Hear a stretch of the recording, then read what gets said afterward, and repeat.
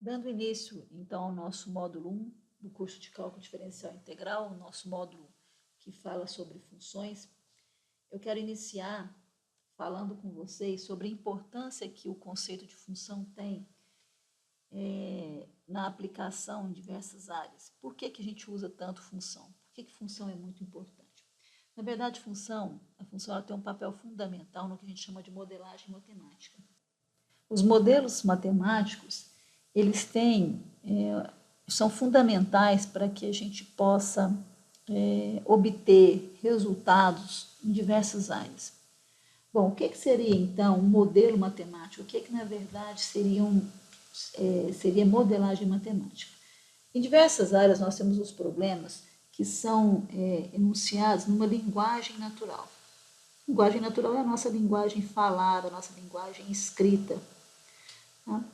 Dessa linguagem natural, utilizando o que a gente conhece, né, da matemática, as áreas de conhecimento, elas expressam, né, os fenômenos e as situações em cada campo de conhecimento, utilizando uma linguagem matemática.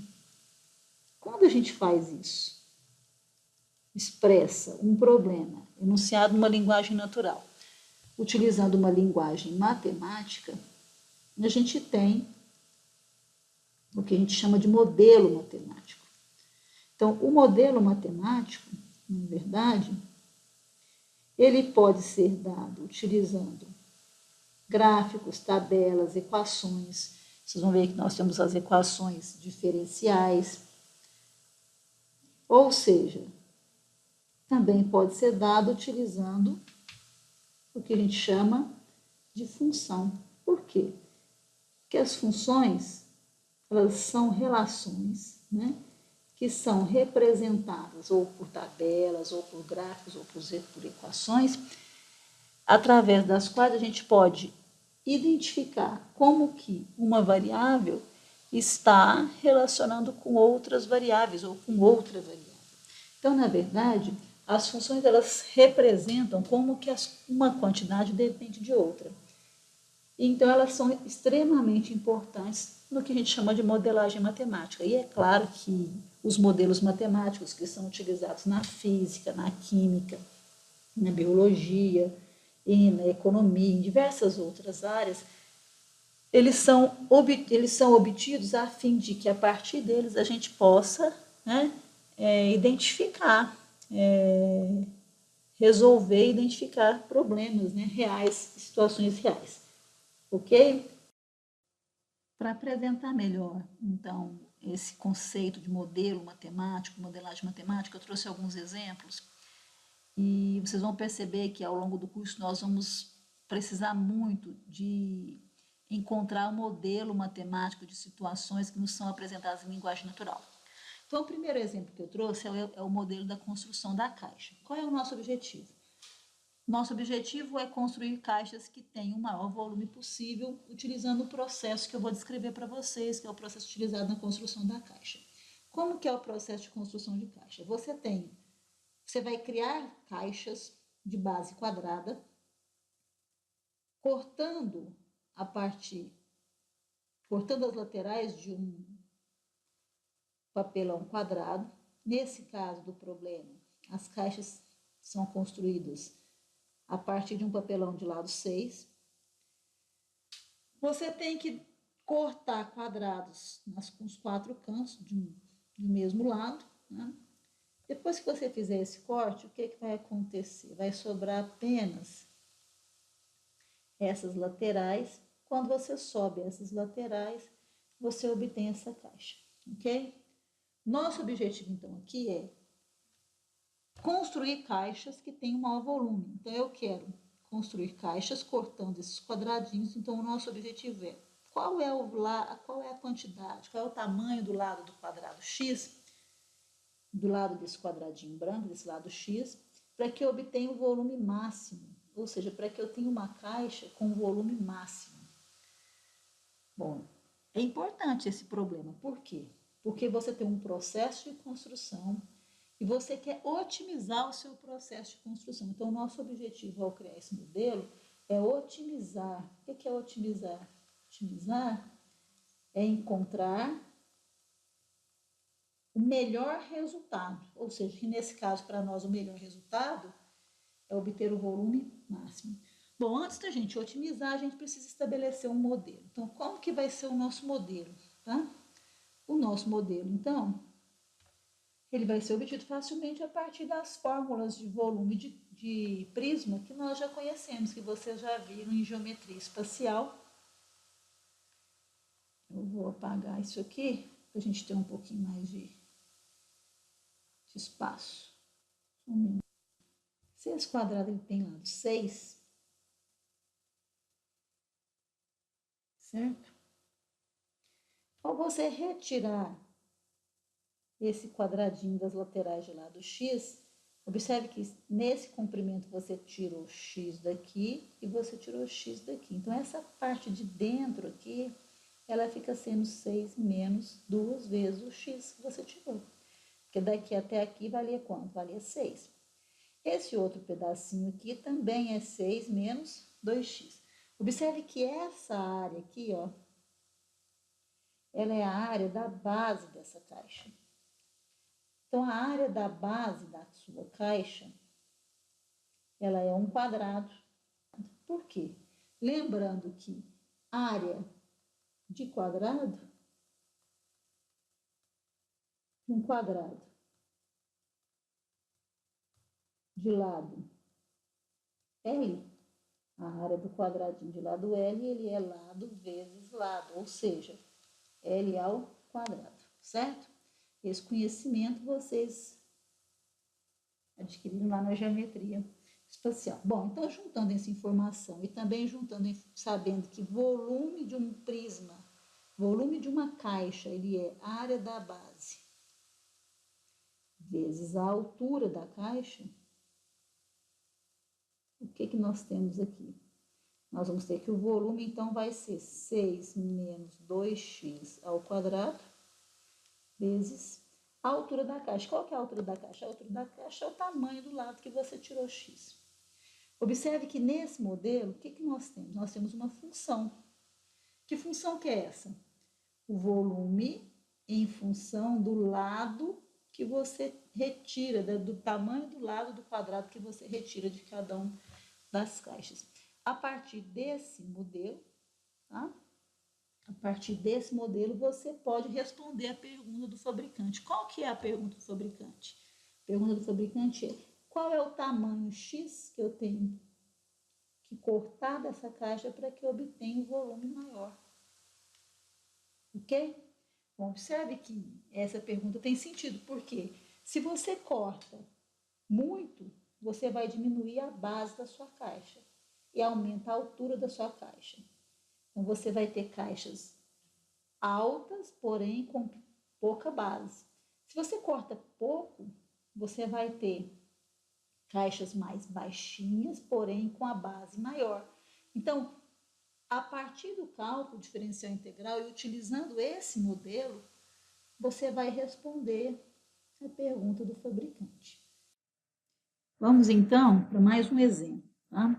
Suponha que agora a gente tem o seguinte problema para modelar. Uma pedra jogada em um lago de águas calmas, gerando ondas em forma de círculos concêntricos. O raio da onda exterior aumenta uma taxa constante. Expresse a área da água perturbada em função do raio R. Bom, o que a gente precisa então para resolver, para estabelecer um modelo? A gente precisa de lembrar da fórmula de área, certo? Área de quê? A área de círculo. Ela forma círculos concêntricos. Bom, só é fácil, né? Então, a gente tem que expressar a área em função de um raio. Basta a gente lembrar que a área de círculo, ou a área de um círculo, ele é dado pela fórmula πr ao quadrado, ok? Então, qual que é a função que está relacionando a área perturbada em função do raio? Na verdade, é π vezes o raio ao quadrado. Esse raio ele vai aumentando com o tempo, certo? Mas a área, mesmo que ele modifique, ela também depende desse raio. a cada tempo. Então, a área também está sofrendo uma modificação ao longo do tempo. Correto? Então, esse é um modelo. Esse é o nosso modelo que representa essa situação. Beleza? Um terceiro exemplo, que é bem parecido com esse, tá? Agora fala de volume. Bombeia-se o ar em um balão esférico a uma taxa constante e pede para a gente encontrar uma equação que relacione o raio ao volume. Ok? Então, suponha a cada instante t, esse raio ele aumenta. Se o raio aumenta, o que acontece também com o volume dessa esfera? Ele também vai o quê? Também vai aumentar. Mas qual que é a relação entre os dois? O volume da esfera com o raio. A cada tempo t. O volume de uma esfera. Qual que é o volume de uma esfera? 4/3 de πr ao cubo. Observe que esses últimos dois exemplos a gente fez utilizando fórmulas de volume. Fórmulas de volume, no caso da área, né? E agora a fórmula de volume da esfera. Beleza? Bom, um quarto exemplo. Um avião está voando a uma altitude de 10 km em uma trajetória que levará a passar diretamente acima de uma estação. Essa aqui é a estação, pessoal, de radar. Encontra a equação que expressa a distância entre o radar e o avião e a distância percorrida pelo avião. Bom, primeiro, o que nós temos aqui? Nós temos 3 distâncias, correto? 3 distâncias. O que foi dado? O que nos foi dado no problema? Foi nos dado que a altitude é 10, então esse pedaço aqui é 10, beleza? Foi nos dado que eu tenho uma distância do radar, entre o radar e o avião, que eu vou chamar de D, e tem uma distância, tá? Que é a distância percorrida aqui, que eu vou chamar de X. Vou apagar essas setas baguncentas aqui. Vamos falar de novo. Então, eu tenho aqui, que aqui é 10. Eu tenho. Vou colocar outra cor. 10, que é a altitude, tá? Vou chamar de X, a distância que o avião vai percorrer na direção do radar, certo? Quando ele voa, aqui eu tenho X, foi a distância percorrida, e vou chamar de D, a distância entre o radar e o avião.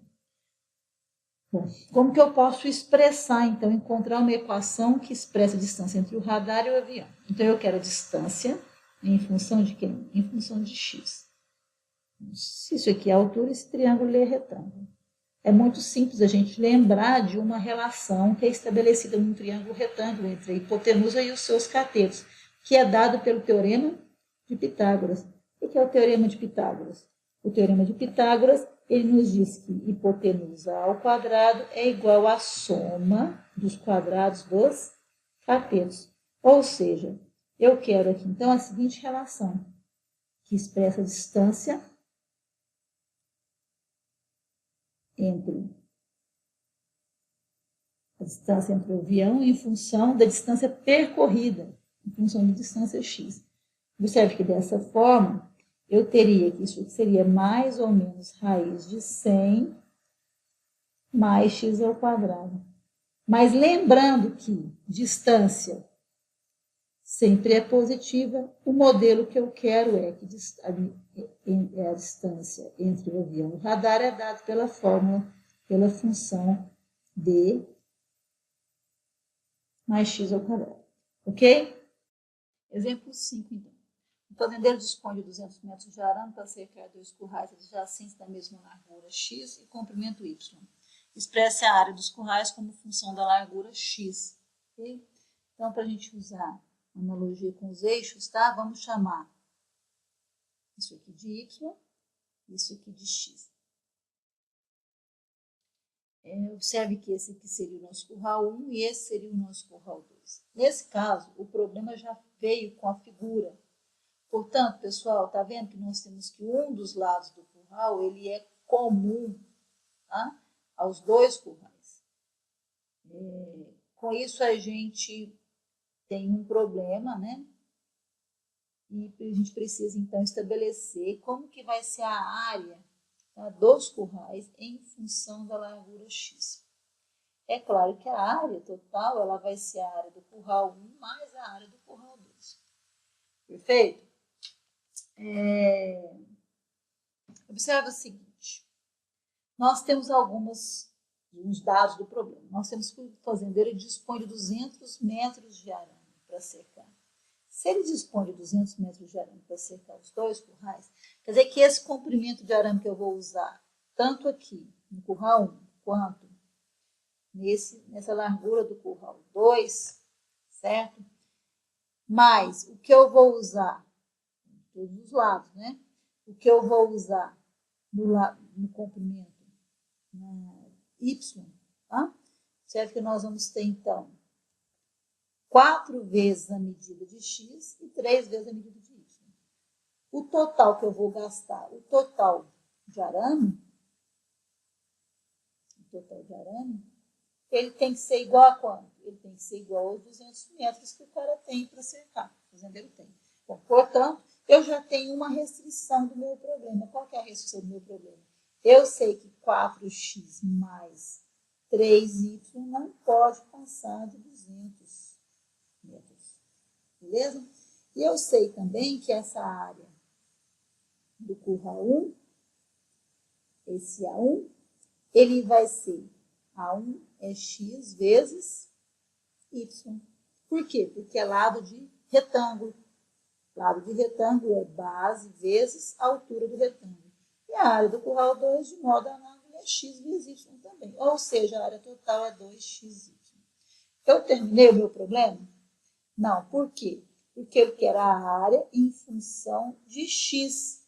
Se você chamou x, essa medida de largura, tá? Isso aqui de x. Então, você quer a área em função de x. Observe que aqui eu tenho um sisteminha.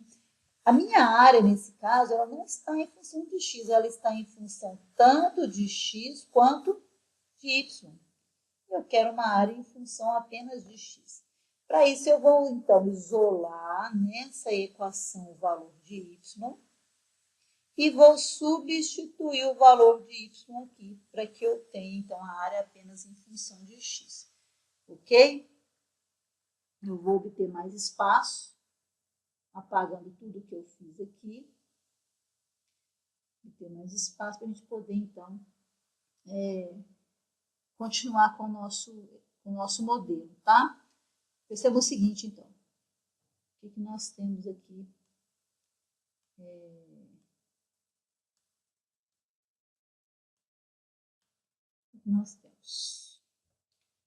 Nós temos, então, essa 4x mais 3y igual a 200 e a área igual a 2xy. Por causa daquela forma de construção, eu quero, então, a área em função de x. Para isso, então, eu vou isolar. Então, eu vou dizer que de 1, o que eu tenho de 1? Eu sei que 3y, ele é 200 menos 4x, ok? Passei esse 4x para cá, subtraindo. Passando agora o 3 está multiplicando, ele passa dividindo o y, então ele é 200 menos 4x sobre 3.